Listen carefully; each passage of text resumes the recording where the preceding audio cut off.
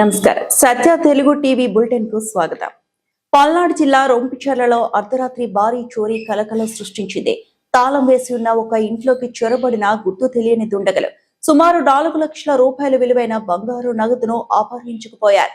మండలంలో వరుసగా జరుగుతున్న దొంగతనాలతో స్థానిక ప్రజలు తీవ్ర భయాందోళనకు గురి అవుతున్నారు. బాధితుడు విజయ్ కుమార్ ఇళ్ల తాళాలు పగలగొట్టి పోలీసులు క్లూస్ టీమ్ తో వచ్చి ఆధారాలు సేకరిస్తున్న దృశ్యాలు. పల్నాడు జిల్లా రొంపిచెర్ల గ్రామంలో దొంగల బీభత్స సృష్టించారు. నర్సారావుపేట ప్రధాన రహదారిలో ఉన్న విద్యుత్ సబ్ స్టేషన్ ఎదురుగా నివాసముంటున్న విజయ్ కుమార్ అనే వ్యక్తి ఇంట్లో ఈ భారీ చోరీ చేసుకుంది.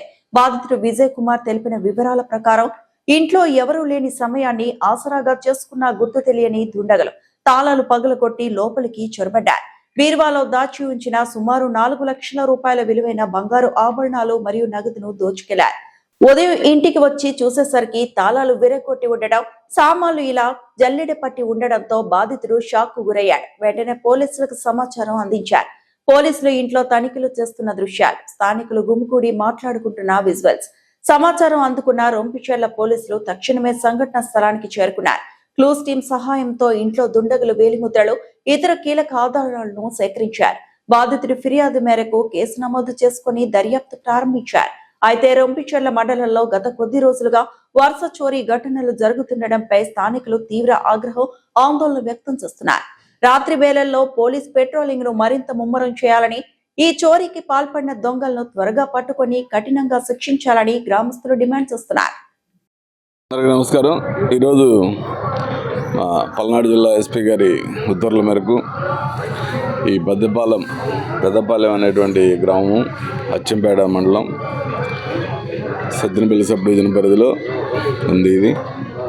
ఈ ఊర్లో ఈరోజు సబ్ డివిజన్ ఫోర్స్ మొత్తం ఒక 100 మందితో ఇల్లు సెర్చ్ చేయడం జరిగింది. కాకినాడ సెర్చ్ ఆపరేషన్లో భాగంగా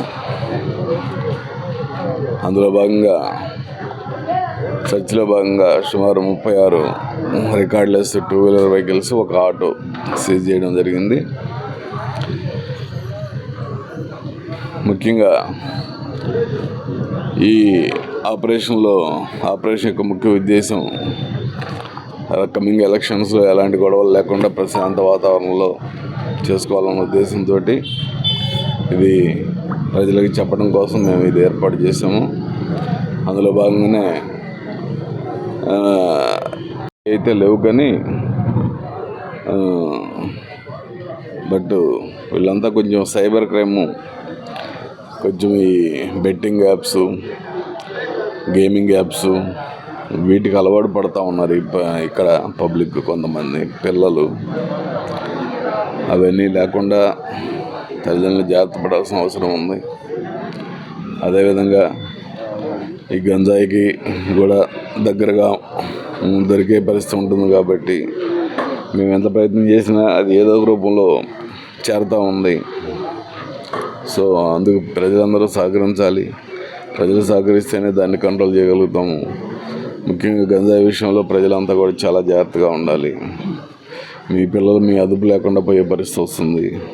పిల్లలు మీ కంట్రోల్లో ఉండాలి అంటే పిల్లలు ఏం చేస్తున్నారు, ఎవరితో తిరుగుతున్నారు, ఎవరితో సావాసం చేస్తున్నారు అనేది మీరు తెలుసుకొని పిల్లల పట్ల చాలా జాగ్రత్తగా ఉండాల్సిన అవసరం ఉందని ఈ సందర్భంగా పిల్లలకి, ముఖ్యంగా పెద్దలకి తెలియజేస్తున్నాం.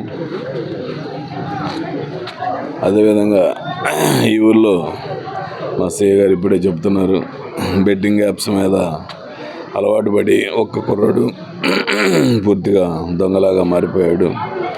బంగారం దొంగతనాలు చేస్తున్నాడు ఇప్పుడు. సో ఇక ఏ స్టేజ్కైనా వెళ్తారు. అది దొంగతనం దొరకనప్పుడు ఇక మర్డర్లు కూడా చేస్తారు. కాబట్టి దయచేసి పిల్లల్ని జాగ్రత్తగా చూసుకోండి.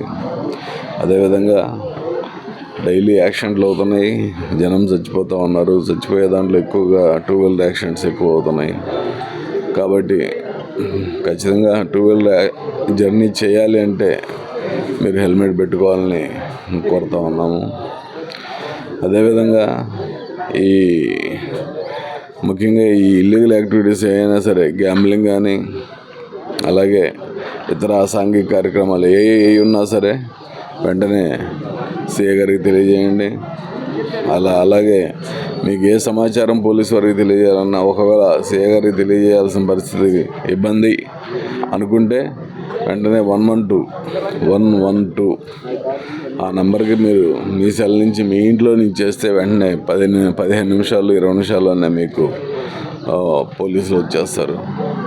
కాబట్టి పోలీసులని అలా ఉపయోగించుకొని ఎలాంటి ఇన్సిడెంట్స్ లేకుండా ప్రశాంత వాతావరణంలో మీరు ఉండాలని, అలాగే వచ్చే ఎలక్షన్స్ ముఖ్యంగా కమింగ్ ఎలక్షన్స్ 2-3 నెలల్లోనే ఉన్నాయి.